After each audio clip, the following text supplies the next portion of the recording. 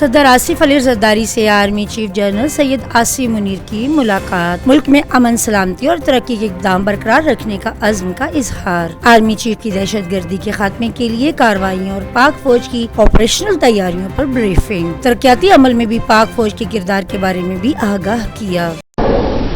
صدر آصف علی زرداری کا دہشت گردی کے خلاف پاکستان کے غیر متزلزل عزم کا اعادہ، ریاستی طاقت سے افرید کے مکمل خاتمے کی قومی عزم کا اظہار، سماجی اور قومی ترقی میں پاک فوج کی کاوشوں کی تعریف۔ صدر مملکت کا ایک مخصوص سیاسی جماعت کی جانب سے قومی ادارے کے خلاف بے بنیاد الزامات پر شدید تشویش کا اظہار، ایسے عناصر سے آئینی ہاتھوں سے نمٹا جائے گا۔ شہداء کا خون پاکستانی قوم کی استقامت اور طاقت کی علامت رہے گا۔ صدر آصف علی زرداری کی آرمی چیف سے گفتگو۔ وزیراعظم محمد شہباز شریف کی صدارت میں اجلاس، نئے ٹیلنٹ کے فروغ اور وفاق کی وزارتوں کی استعداد بڑھانے سے متعلق تجاویز کا جائزہ۔ بین الاقوامی معیار کا ٹیلنٹ پول بنانے کی ضرورت ہے، گورننس کے موجودہ نظام میں جدت لا کر اسے مزید مؤثر بنائیں گے وزیر اعظم۔ وزیراعظم محمد شہباز شریف کا پاکستان اور فرانس کے درمیان مختلف شعبوں میں تعاون بڑھانے کی ضرورت پر زور، معاشی استحکام حکومت کی اولین ترجیح ہے۔ دونوں ملکوں کے درمیان تجارت، سرمایہ کاری، اقتصادی تعاون بڑھانا چاہتے ہیں۔ پاکستان کے فرانسیسی سفیر نیکلس کی گفتگو، فرانسیسی کمپنیز کو مختلف شعبوں میں سرمایہ کاری کی دعوت۔ اسلام آباد ہائی کورٹ کے ججز کے مراسلے پر سپریم کورٹ میں از خود نوٹس کی سماعت، فل کورٹ تشکیل نہ دینے کی وجہ سے ججوں کی عجب عدم دستیابی تھی، ممکن آئندہ سماعت پر فل کورٹ تشکیل دے دیا جائے گا، عدلیہ میں کسی قسم کی مداخلت برداشت نہیں کی جائے گی۔ یہ کہنا درست نہیں کہ سپریم کورٹ نے اپنا اختیار حکومت کو دے دیا ہے، آئین کے مطابق انکوائری کمیشن بنانا سپریم کورٹ کا نہیں وفاقی حکومت کا اختیار ہے۔ چیف جسٹس پاکستان قاضی فائز عیسیٰ کے ریمارکس۔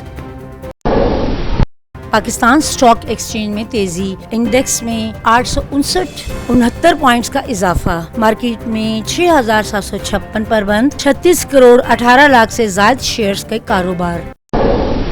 پی آئی اے کی نجی کاری کی طرف ایک اور قدم، قومی ایئر لائن کے ذمے 603 ارب روپے کے واجبات ہولڈنگ کمپنی کو منتقل، 202 ارب روپے کے واجبات پی آئی اے کے ذمے ہوں گے۔ نجکاری میں پالیسی میں دلچسپی رکھنے والی کمپنیاں 3 مئی تک دستاویزات جمع کرا سکتی ہیں، ترجمان نجکاری کمیشن۔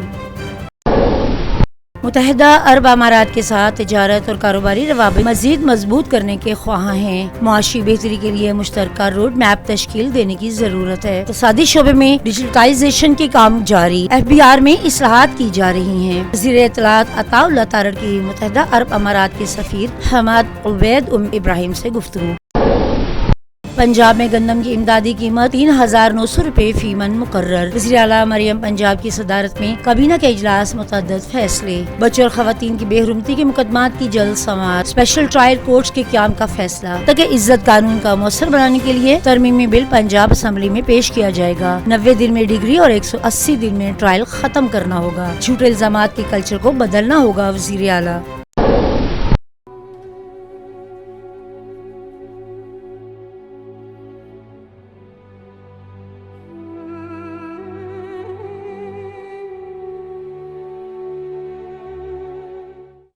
اسرائیل کی ریاستی دہشت گردی جاری، غزہ، خان یونس اور رفح پر برباری، مزید 59 فلسطینی شہید، 83 زخمی۔ غذائی اور ادویات کی قلت کی وجہ سے علاقے میں قحط کے سائے مزید گہرے، اسرائیل کے ہاتھوں اب تک 196 امدادی کارکن لقمہ اجل بن چکے ہیں۔ امدادی کارکنوں پر اسرائیلی حملہ مردہ ضمیر کی کارروائی ہے، سیکرٹری جنرل اقوام متحدہ اینٹونیو گوٹریس۔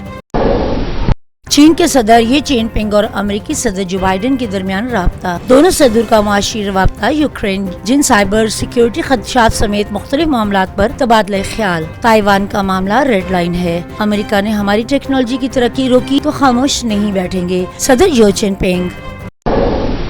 مقبوضہ کشمیر میں انسانی حقوق کے سنگین خلاف ورزیاں، حریت قیادت کا عالمی تنظیموں سے صورتحال کا نوٹس لینے کا مطالبہ، سینئر حریت رہنما میر وائز عمر فاروق کی کشمیری عوام سے انتشار اور فرقہ واریت کی بھارتی سازشیں ناکام بنانے کی اپیل۔ جاپان، تائیوان اور فلپائن میں 7.4 شدت کا ہولناک زلزلہ، 9 افراد ہلاک، 1000 سے زائد زخمی، بہت سی عمارتوں کو نقصان پہنچا، سونامی وارننگ جاری۔ خیبر پختونخوا کے بالائی علاقوں میں خطہ پوٹھوہار، گلگت بلتستان اور کشمیر میں کہیں کہیں ہلکی اور کہیں تیز بارش، بعض مقامات پر ژالہ باری، بالائی علاقوں میں مزید بادل برسنے کی پیشن گوئیاں، پہاڑوں پر برف باری بھی متوقع ہے۔